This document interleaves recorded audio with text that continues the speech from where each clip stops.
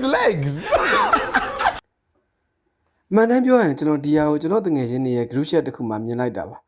တယောက်ကအဲ့ဒီလူကိုရေဘူးပုံစံနဲ့ edit လုပ်ထားတဲ့ပုံပို့လိုက်တာ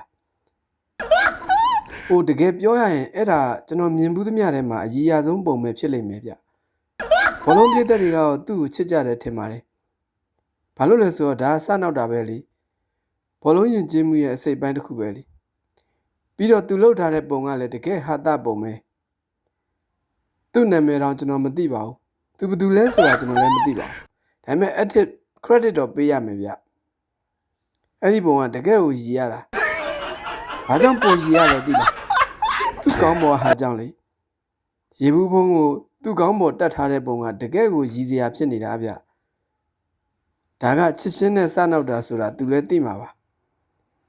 ကျွန်တော်ကမကောင်းစိတ်နဲ့ပြောတာမဟုတ်ဘူးတော့ဒါပေမဲ့သူ့ကောင်းပေါ်ကရေဘူးဖုံးကလှဲ့လို့တော့ရမယ်ပုံပဲသူ့စတော်တွေပဲရောက်သွားတယ်ဟုတ်ဘူးဗျတကယ်မိုက်တယ်ပုံကရည်ရတယ်